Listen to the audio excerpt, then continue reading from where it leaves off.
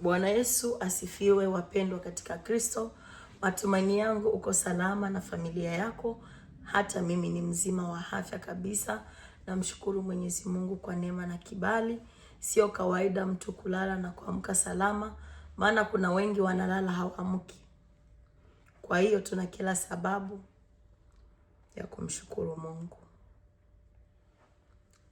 Maana sio kila mmoja alilala na akaamka siku ya leo. Ni neema ya Mungu.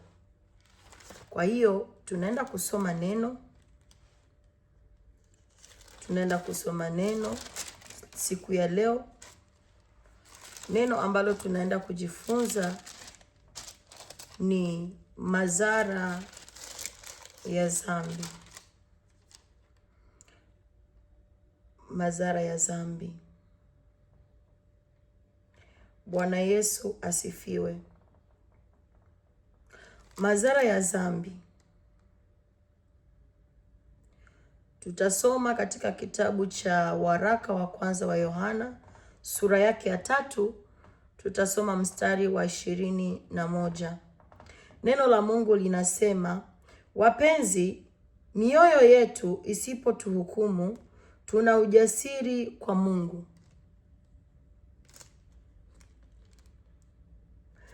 Hapa tumesoma kwamba mioyo yetu isipotuhukumu, tuna ujasiri mbele za Mungu wetu, hata mbele za wanadamu.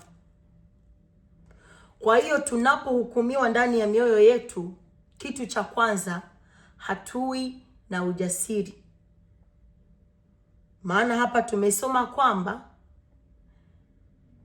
wakati moyo wako unahukumiwa, wakati ndani yako unahisi kuna kitu ambacho hakiko sawa, hautakuwa na ujasiri. Kwa hiyo kitu cha kwanza ambacho dhambi inakuondolea ni ujasiri. Ujasiri unaisha kabisa.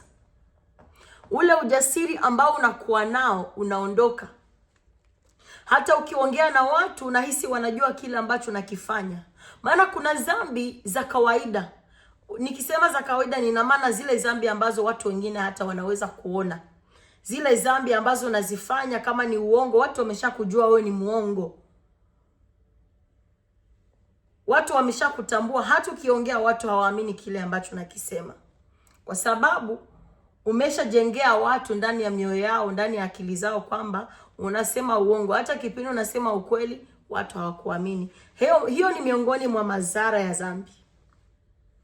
Lakini tunataka tuongelee kwanza hii dhambi ya hii madhara ya dhambi. Hasara ya kwanza ya dhambi ni kukuondolea ujasiri. Unapokuwa una dhambi ndani yako, sana sana ile dhambi ambayo unaifanya wengine wasijue, ile dhambi na kuondolea ile bidii, ile ujasiri unaondoka. Ujasiri unaondoka kabisa. Hata ukiongea na watu hauna ujasiri. Kwa sababu ya nini? Kwa sababu ya dhambi. Kwa sababu ya dhambi. Dhambi na kuondolea ujasiri. Dhambi na kuondolea ujasiri. Ujasiri unaondoka. Hauwezi kuwa na ujasiri wa kuongea kitu wakati dhambi imejaa ndani yako. Nadhani kwamba mtu ambaye anaweza kuwa na ujasiri wa kuongea mbele ya watu kitu ambacho labda nakifanya, ni mtu ambaye anakuwa ameshapitiliza kabisa, ameshafika mbali. Hata kumsaidia inaweza kuwa ni vigumu. Lakini kwa mtu ambaye ana safari ya kwenda mbinguni, na wakati anapofanya dhambi ana ile roho ya Mungu ndani yake ya kumhukumu, ukifanya dhambi huna ujasiri kabisa. Huwezi kuwa na ujasiri. Wakati utaona una ujasiri wa kufanya kitu, wa kusema kitu, na wakati unakifanya, umefika mbali ndugu yangu. Umefika mbali sana. Umefika mbali. Lakini kama wewe ni mtu ambaye unaelekea mbinguni, Wakati unafanya dhambi ya siri, ujasiri unaondoka. Hata ukiongea venye unaongea havieleweki, havina msimamo, havieleweki unavyoviongea. Kwa sababu ya nini? Ya dhambi ya siri.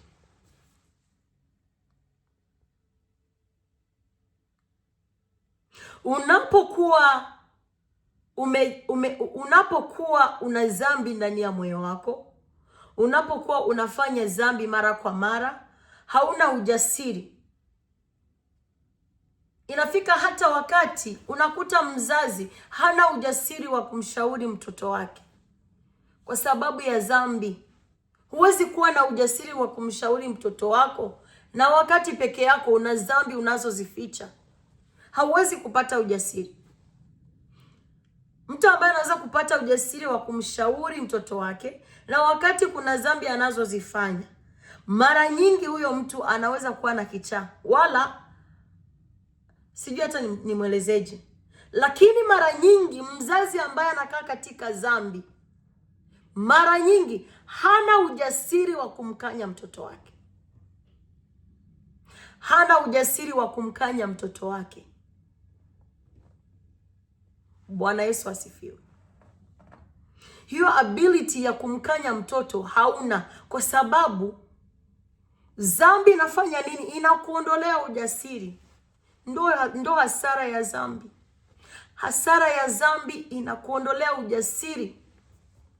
Ujasiri wa kusimama na kusema neno na kumaanisha, inakuondolea ujasiri. Dhambi inasababisha uwe mtumwa.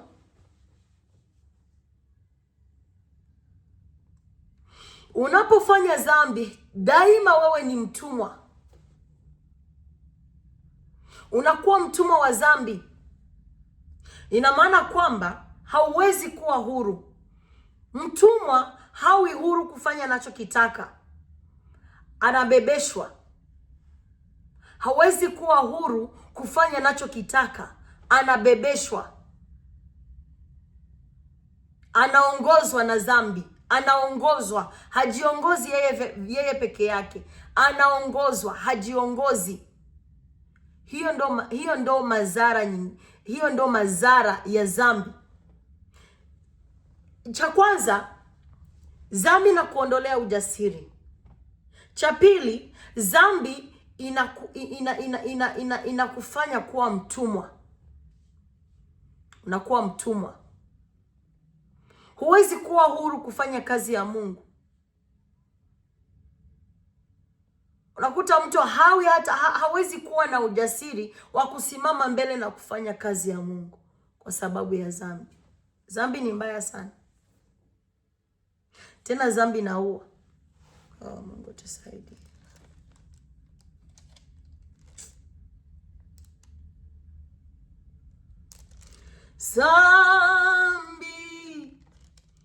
Dhambi mbaya sana. Dhambi inatesa, tena inaua. Dhambi haina huruma, ikishakoma huleta mauti. Dhambi mbaya sana. Dhambi inatesa, tena inaua.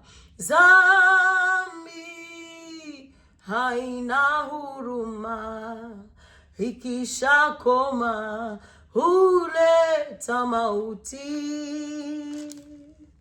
Dhambi ni kitu kibaya sana. Ndio maana leo nimekuja nikushauri, ndugu yangu, kama unataka kufika mahali ambapo unafurahia, kama unatamani kufika mahali ambapo unasema kwa kweli nafurahia maisha yangu ya kiroho, epukana na dhambi. Dhambi sio rafiki. Unaweza kufanya dhambi unaona ni sawa, lakini dhambi ni kitu kibaya sana. Kinaleta kasheshe ndani ya familia. Dhambi inaleta kasheshe ndani ya familia. Dhambi inaleta kasheshe ndani ya familia. Dhambi ni kitu kibaya sana. Wakati unakifanya naona kinafurahisha, lakini madhara yake ni mabaya sana. Madhara yake ni mabaya sana. Daudi, mfalme Daudi ni mtu aliyempendeza Mwenyezi Mungu sana. Alianza vizuri. Alianza safari yake ya imani vizuri. Ikafika wakati akawa mfalme. Halafu ikafika wakati akalala na mke wa askari. Huyo mwanamke akabeba mimba. Ikabidi auwe mume wa yule mwanamke.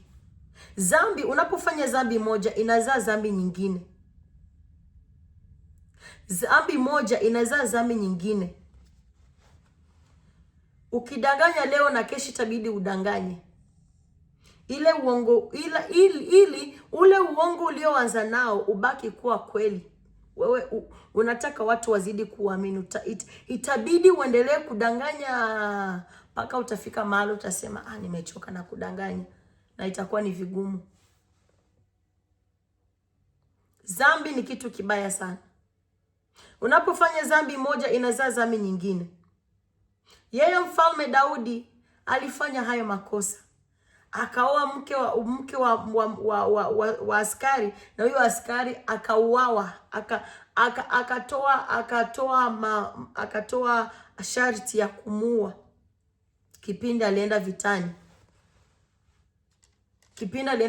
Kabidi afanye nini? Auawe. Ina maana kwamba alianza na washerati kisha kaua. Alianza na dhambi, uzinzi, halafu kaua. Dhambi ni mbaya. Dhambi inaleta madhara mabaya sana. Ndio maana ikiwezekana epukana na dhambi. Ndio tunasema kila wakati Mungu anatusamehe, lakini hata kama atatusamehe, kuna matokeo ya kila kitu unachokifanya, haijalishi ni kizuri wala kibaya. Mungu anatusamehe tunapoomba msamaha, Mungu anatuhurumia, anatusamehe, lakini kila dhambi ina matokeo yake. Kila dhambi na madhara yake. Hiyo ndio kitu sasa inabidi tuelewe. Ndio utafanya dhambi leo, utaenda kumwomba Mungu atakusamehe, lakini madhara lazima ulipe. Lazima ulipe. Mungu atakusamehe, lakini lazima ulipe. Maana Mungu ni mwenye haki na neno la Mungu halirudi bure. Kwa hiyo lazima tujifunze kuepukana na dhambi yoyote ile. Yeye mfalme Daudi alikuja akazaa na akafanya hiyo dhambi ya uzinzi, akalala na mke wa mwenzake, na yeye alikuwa na mke wake. Ikabidi amuue yule mwanaume. Unajua kilichotokea kwa kijana wake Solomon alioa wanawake wengi sana. Wengi 700 na wengine wa pembeni 300. Au 700 ndio walikuwa wa halali, au 300 walikuwa ni wa pembeni wenye hawajulikani kuwa ni wake zake. Na kuna kijana mwingine, kijana wa Daudi. Kuna kijana wa Daudi alilala na mke wake Daudi. Dhambi ni mbaya sana. Dhambi ni mbaya sana. Unafanya kitu kimoja kinazaa kingine. Kwa hiyo Mungu atusaidie sana, ili tujue namna ya kuishi. Sana sana sisi wanawake. Sisi watoto wetu wanajifunza kwetu. Kile kitu ambacho nakifanya na hautamani mtoto wako akifanye, hakikisha kile kitu ambacho nakifanya binti yako akikifanya utafurahia. Hakikisha kile kitu ambacho nakifanya binti yako atakapokomaa anakuwa binti mzima. Kile kitu ambacho nakifanya hakikisha binti yako akikifanya utakifurahia. Kama unaona hautokifurahia mtoto wako akikifanya, basi achana nacho mapema kabisa. Achana nacho mapema kabisa. Achana nacho. Usije ukavuna baadaye. Kwa hiyo nimeona nije kuongea nanyi neno hilo kwa siku ya leo. Tusaidiane katika hii safari. Haiko rahisi, lakini dhambi ni kitu kibaya. Dhambi ni kitu kibaya sana. Dhambi ni kitu kibaya sana.